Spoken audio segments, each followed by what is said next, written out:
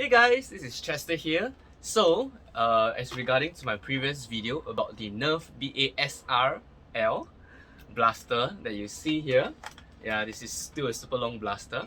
Over the time, I've actually managed to do some modifications to it. So, I've changed the internal spring from, I believe the old one used to be about 3 kg.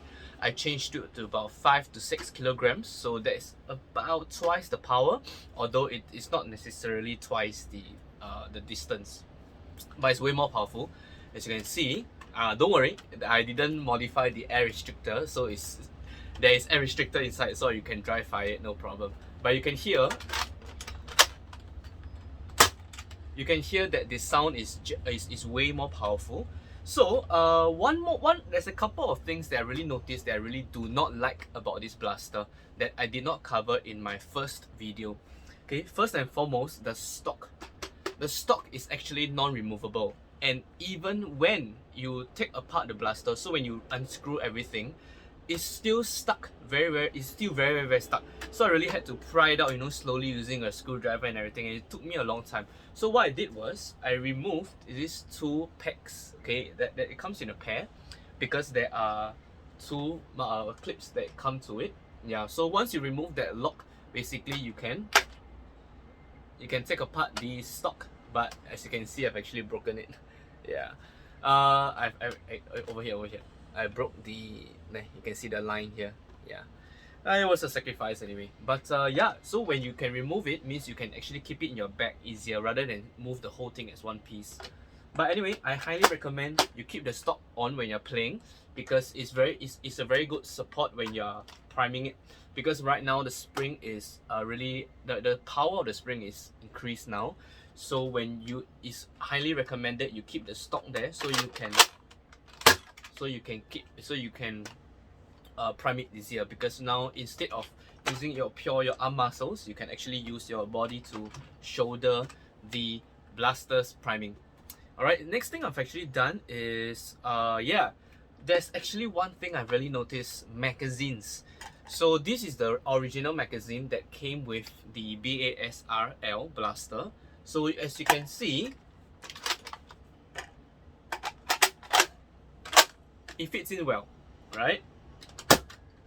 But the problem is, if let's say I take another magazine like this, if let's say this is not modified, so for example, this is one of the worker magazines that I have. This is a 15 round banana magazine.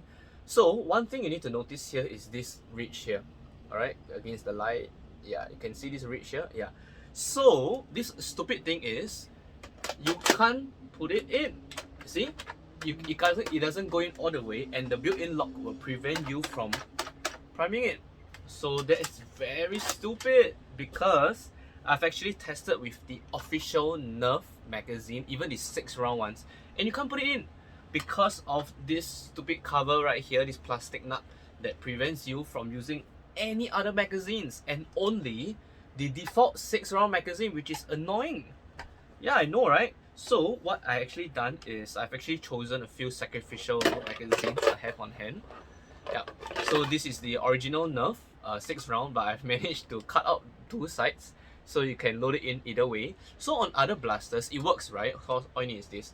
But for this particular blaster, I actually had to sand away this particular ridge here, as you can see here. Yeah, so it will fit, just so that it can fit.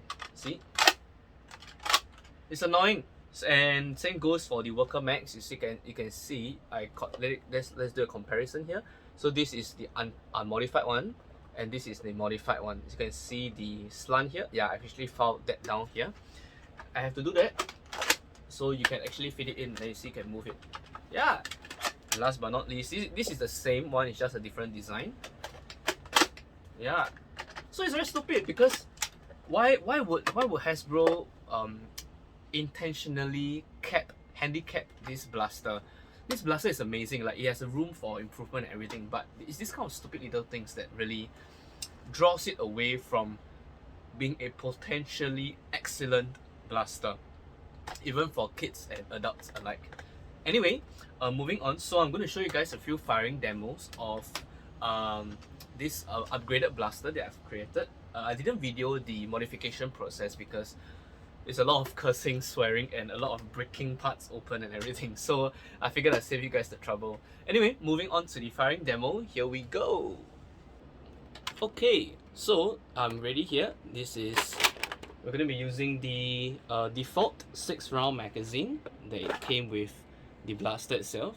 Okay, I've loaded in 2 darts.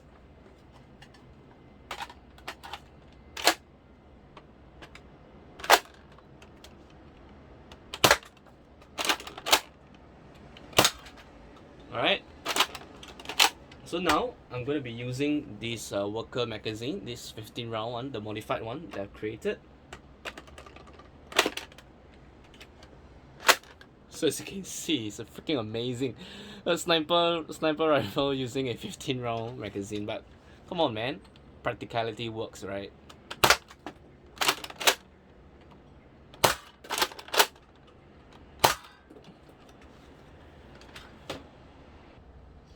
Alright, so that was the firing demo of the modified Nerf BASR-L.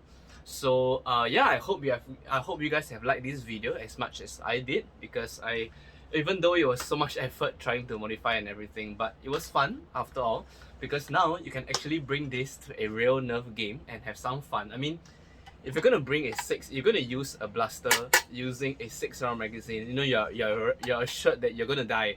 You're gonna die a very, very terrible death. People with flywheels are gonna boom, boom, boom, boom, boom. You're gonna, even before you prime, you're just gonna die. So at least you can level the playing ground a bit with a 15-round magazine and a modified and upgraded spring. Alright, like this video if you liked it, subscribe to our channel if you haven't done so yet. This is Chester. See you guys.